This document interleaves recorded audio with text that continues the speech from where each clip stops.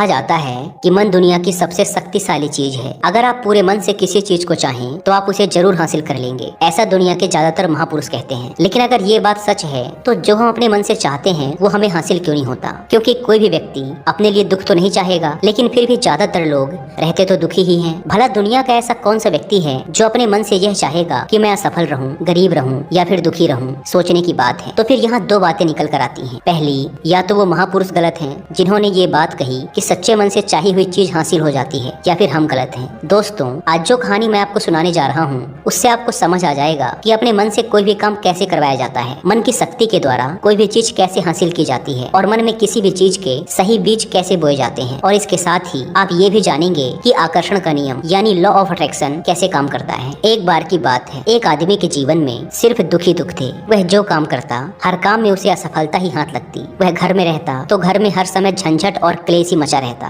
वह किसी से मदद मांगता तो कोई भी उसकी मदद करने को तैयार नहीं होता। बस चारों तरफ से हताशा और निराशा ही उसके हाथ लग रही थी। उसे ऐसा लग रहा था जैसे चारों तरफ से दुखों का पहाड़ उस पर ही टूट पड़ा है। उसे समझ नहीं आ रहा था कि मैं इन दुखों से पार कैसे पाऊं। वह दिन रात बस यही सोचता रहता कि मैं अपने इन दुखों से छुटकारा कैसे पा सकता हूँ। इसी कारण से वह रात में ठीक से सो भी नहीं पाता था। उसकी आंखों के नीचे बड़े बड़े काले घेरे बन गए थे और बाल भी झड़ने लगे थे। हर समय चिंता करने की वजह से उसका स्वभाव काफी चिड़चिड़ा और शरीर बहुत कमजोर हो गया था। कभी कभी तो उसके मन में आत्महत्या करने के विचार भी आते थे, लेकिन अपने परिवार के बारे में सोचकर वह यह कदम नहीं उठा पाता था। अपनी परेशानियों से वह इतना परेशान हो चुका था कि उसने एक दिन यह निर्णय किया कि वह अपने इन सभी दुखों से छुटकारा पाकर ही रहेगा, चाहे इसके लिए उसे कुछ भी करना पड़े, कितनी ही मेहनत करनी पड़े वह करेगा, लेकिन अपने दुखों से छुटकारा पाकर ही रहेगा। इसी विचार के साथ एक दिन उसने अपने एक मित्र से पूछा कि मैं अपने जीवन को खुशहाल कैसे बना सकता हूँ। उसके मित्र ने सुझाव दिया कि तुम किसी बाबा के पास जाओ। बाबाओं के पास ऐसा मंत्र होता है जिससे सारे दुख खत्म हो जाते हैं और जीवन खुशियों से भर जाता है। वह धन संपदा भी हासिल हो जाती है। बस तुम किसी ऐसे बाबा को ढूंढ लो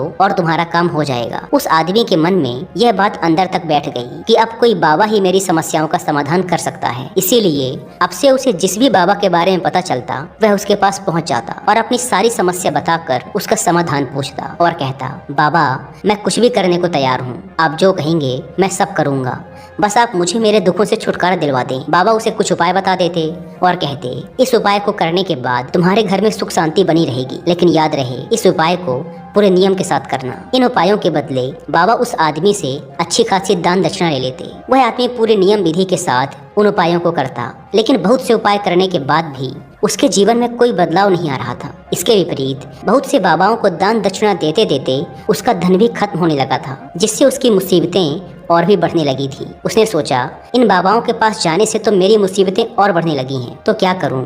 इन बाबाओं के पास जाऊं या इनके पास जाना ही बंद कर दूं? फिर एक दिन उसे एक आदमी ने सलाह दी कि तुम अपने घर में किसी अच्छे पंडित को बुलवाकर हवन करवाओ, पूरे विधि विधान से मंत्रोच्चारण करवाओ। इससे घर में जो भी नकारात्मक ऊर्जा होगी वह भाग जाएगी और घर में सुख शांति आएगी। उस आदमी के दिमाग में यह बात अच्छे से बैठ गई और उसने एक पंडित को अपने घर बुलवाकर हवन करवा लिया। हवन अच्छी तरह से संपन्न हुआ और उस व्यक्ति ने पंडित को अच्छी खासी दान दक्षिणा देकर खुशी खुशी अपने घर से विदा किया। हवन करने के कुछ महीने बाद तक उसके घर में सब कुछ ठीक चल रहा था। घर में सुख शांति भी बनी रही और उसके छोटे छोटे रुके हुए काम भी पूरे होने लगे। लेकिन कुछ महीनों बाद फिर से वही पुरानी वाली स्थिति वापस लौट आई। उस व्यक्ति को महसूस हुआ कि उसके जीवन में अब भी कोई महत्वपूर्ण बदलाव नहीं आया है। अब वह आदमी पूरी तरह से दुखी हो गया, पहले से भी ज्यादा परेशान रहने लगा। अब तो उसे लगने लगा था कि मेरे जीवन से दुख कभी खत्म ही नहीं होंगे। यही सब सोच सोच कर उसका बुरा हाल हो गया था। फिर एक दिन उसे अपने मित्र से एक ऐसे बाबा के बारे में पता चला जो समाधान बताने के बदले कोई दान दक्षिणा नहीं लेते। उस व्यक्ति ने सोचा, यह बाबा तो दूसरे बाबाओं से अलग हैं, क्योंकि यह तो कोई दान दक्षिणा ही नहीं लेते, और अगर यह कोई दान दक्षिणा नहीं लेते तो जरूर ये कोई सिद्ध बाबा ही होंगे। यही सोचकर वह उन बाबा के पास पहुंच जाता है। वहां पहुंचकर वह देखता है कि बाबा ध्यान कर रहे हैं, इसीलिए वह वहीं चुपचाप बैठकर बाबा के ध्यान से बाहर निकलने का इंतजार करने लगता है। थोड़ी ही देर में बाबा की आंखें खुलती हैं और वो अपने सामने एक दुखी और परेशान व्यक्ति को बैठा पाते हैं। व्यक्ति की शारीरिक और मानसिक हालत को देखकर बाबा को यह समझते देर नहीं लगी कि यह व्यक्ति अपने जीवन से कितना परेशान है। बाबा ने उसे संबोधित करते हुए कहा, बच्चा, बाबा के पास कौन सी समस्या लेकर आए हो? किस बात से परेशान हो तुम? उस व्यक्ति ने कहा, बाबा, मैं अपने जीवन के दुखों से बहुत ज्यादा परेशान हूँ। मैंने अपने दुखों को कम करने का बहुत प्रयास किया। हर वो काम किया जो किसी बाबा ने मुझसे करने को कहा, हर वो तरकीब अपनाई जो किसी व्यक्ति ने मुझसे कही, लेकिन मेरे जीवन के दुखों में कोई कमी नहीं आई। इसके विपरीत मेरे दुखों में और बढ़ोतरी हो गई। बाबा, मुझे समझ नहीं आ रहा कि मैं क्या करूं। कभी कभी तो लगता है कि आत्महत्या कर लूं, लेकिन अपने परिवार के बारे में सोचकर यह कदम नहीं उठा पाता। बाबा, मैंने आपके बारे में बहुत सुना है और बहुत उम्मीद के साथ आपके पास आया हूँ। कृपया मुझे कोई ऐसा तरीका बताएं जिससे मुझे अपने दुखों से छुटकारा मिल जाए। मैं अपने दुखों से छुटकारा पाने के लिए कुछ भी करने को तैयार हूँ। आप मुझे कोई भी रास्ता बताएं, चाहे वह रास्ता कितना भी कठिन क्यों ना हो, मैं उसे पार करके रहूंगा। बाबा ने महसूस किया कि ये आदमी तो सच में बहुत परेशान है। बाबा ने उसकी बात सुनकर कहा कि बच्चा, दुखों को दूर करने के लिए मंत्र ऐसे ही नहीं मिल जाते, उन्हें पाने के लिए कुछ करना पड़ता है। क्या तुम कुछ कर सकते हो? बाबा के मुंह से ऐसी बात सुनकर पहले तो उस व्यक्ति को लगा कि ये बाबा भी अब मुझसे दान दक्षिणा ही मांगेंगे, लेकिन उसके पास और कोई रास्ता नहीं था। इसीलिए उसने कहा, बाबा, आपको जितनी भी दान दक्षिणा चाहिए मैं देने के लिए तैयार हूँ, लेकिन आपका मंत्र सच्चा होना चाहिए, सफल होना चाहिए और मुझे उसका फल भी मिलना चाहिए। उसके बाद आप जितनी भी दान दक्षिणा मांगेंगे मैं सब दे दूंगा। बाबा ने मुस्कुराते हुए कहा, दान दक्षिणा तो बहुत छोटी सी चीज़ है, मैं तुमसे इतनी छोटी चीज़ नहीं मांगूंगा। इस पर वह आदमी थोड़ा सोच विचार करके बोला, बाबा, मैं अंगारों पर भी चलने को तैयार हूँ, बस आप मुझे आज्ञा दीजिए। बाबा फिर मुस्कुराए और बोले, अंगारों पर चलने जैसे छोटे और तुच्छ काम भी मैं तुमसे नहीं करवाने वाला। मैं जो तुमसे करवाने वाला हूँ वह एक बहुत कठिन मंत्र है, क्या तुम उसे पूरा कर पाओगे? उस आदमी ने कहा, बाबा, आप मुझे बताइए तो सही कि करना क्या है, मैं कुछ भी करने को तैयार हूँ। तब बाबा ने कहा, जब तुम यहाँ से अपने घर वापस जाओ तो रास्ते भर अपने मन में यह दोहराते हुए जाना कि मैं सुखी हूँ, मैं सुखी हूँ, मैं सुखी हूँ। बार बार अपने मन में इसी मंत्र को दोहराना, लेकिन याद रहे यह मंत्र जुबान में नहीं आना चाहिए, सिर्फ मन में ही इसे दोहराना है। यह सुन वह व्यक्ति बोला, बाबा, बस इतनी सी बात, यह काम तो मैं चुटकी बजाते कर लूँगा, लेकिन इन शब्दों को दोहराने से होगा क्या? बाबा ने कहा, बस तुम इस मंत्र को पूरा करो, वैसे भी तुमने कई बाबाओं के मंत्र किए हैं, तो इस मंत्र को भी करके देख लो। उस आदमी ने सोचा, बाबा कोई दान दक्षिणा तो ले नहीं रहे और वैसे भी यह कितना आसान सा मंत्र है, मैं इसे पूरा कर ही लूँगा, तो फिर एक बार करके देखने में क्या हर्ज। उसने कहा, ठीक है बाबा, मैं इस मंत्र को जरूर पूरा करूँगा। यह कहकर वह वहाँ से चलने लगा, लेकिन जैसे ही वह चला पीछे से बाबा की आवाज़ आई कि बच्चा, एक बात याद रखना, जब तुम यह मंत्र अपने मन में दोहराओ तो तुम्हारे मन में बंदर का विचार नहीं आना चाहिए, बंदर का ख्याल भी नहीं आना चाहिए, तभी यह मंत्र सिद्ध होगा। वह आदमी बोला, मुझे तो आज तक बंदर का विचार नहीं आया, तो फिर आज क्यों आएगा? आप चिंता मत कीजिए बाबा, मैं अपने मन में सिर्फ यही दोहराऊंगा कि मैं सुखी हूँ, मैं सुखी हूँ। इसके अलावा बंदर का कोई भी विचार मेरे मन में नहीं आएगा। इतना कहकर वह आदमी वहाँ से चल देता है, अपने मन में मैं सुखी हूँ, मैं सुखी हूँ यह दोहराता हुआ कुछ ही दूर चला था कि उसके मन में अचानक ही बंदर का विचार आ गया। बंदर का विचार आया और चला भी गया। वह आदमी सोचने लगा कि आज तक तो मेरे मन में बंदर का कोई विचार नहीं आया, फिर आज ही क्यों बंदर का विचार आया? ऐसे सोचते हुए उसने उस बंदर के विचार को ही पकड़ लिया। वह बंदर के बारे में ही सोचने लगा। वह भूल गया कि वह तो मंत्र दोहरा रहा था। जब थोड़ी देर बाद उसे याद आया तो वो फिर वही मंत्र दोहराने लगा जो बाबा ने उसे बताया था कि मैं सुखी हूँ, मैं सुखी हूँ।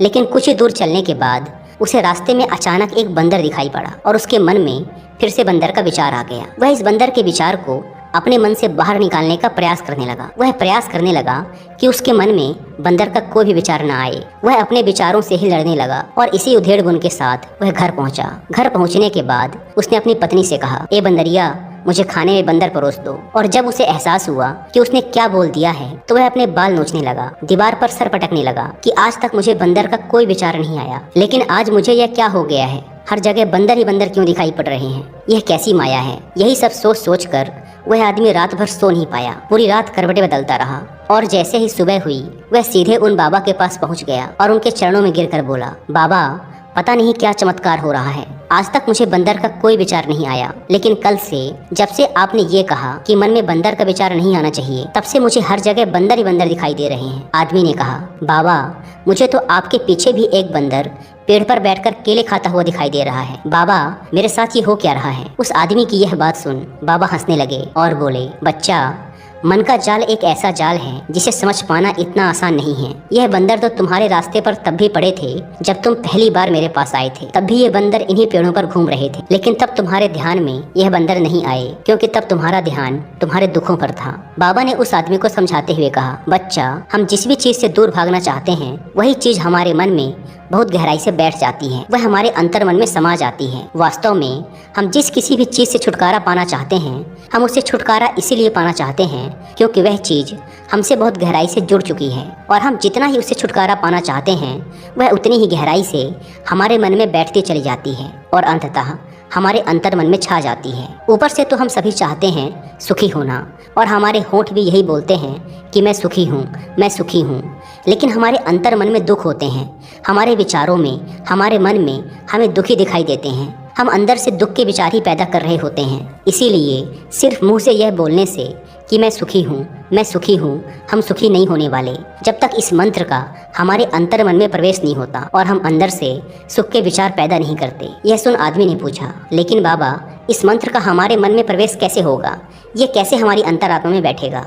बाबा ने कहा, बच्चा, अपने दुखों से लड़ना बंद कर दो। जब तक तुम अपने दुखों को दूर करने के बारे में सोचते रहोगे तब तक वह दुख तुमसे चिपके रहेंगे, तब तक वह दुख तुम्हारे अंतर मन में अपना राज्य जमाए बैठे रहेंगे। और जिस दिन से तुम उन दुखों के बारे में सोचना बंद कर दोगे उसी दिन से वह दुख तुम्हारी जिंदगी से गायब हो जाएंगे, क्योंकि किसी भी चीज़ से छुटकारा पाने के लिए हमें उस चीज़ के बारे में सोचना पड़ता है, और हम जितना ही उस चीज़ के बारे में सोचते हैं वह उतनी ही गहराई से हमारे मन में बैठती चली जाती है। हम ज़्यादातर समय अपने दुखों के बारे में ही सोचते रहते हैं। हम यही मानते रहते हैं कि हमारे जीवन में दुख हैं और हमें इनसे छुटकारा पाना है। इसी तरह बार बार सोचते रहने की वजह से वो दुख हमारे अंतर मन में घर कर जाते हैं और हमें इसका पता भी नहीं चलता। इसीलिए अगर तुम अपने दुखों से छुटकारा पाना चाहते हो तो दुखों से छुटकारा पाने के बारे में सोचना छोड़ दो और तुम्हें तुम्हारे दुखों से छुटकारा मिल। दोस्तों, आपने देखा होगा अक्सर लोग धूम्रपान छोड़ना चाहते हैं, शराब छोड़ना चाहते हैं, या फिर किसी गंदी लत को छोड़ना चाहते हैं। वह सुबह अपने आप से वादा करते हैं कि आज मैं कोई गलत काम नहीं करूंगा, लेकिन शाम को जब वह इंसान लौटता है